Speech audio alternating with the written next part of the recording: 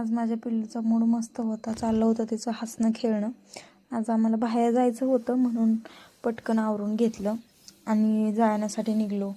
तर तुम्ही म्हणता ही कुठं निघाली आहे? तर आम्ही चाललो होतो माझ्या सासूबाईंसाठी गळ्यातलं करण्यासाठी. तर निघलो आम्ही आणि माझी जाऊबाई पण येणार होती, तिचं थोडं काम होतं.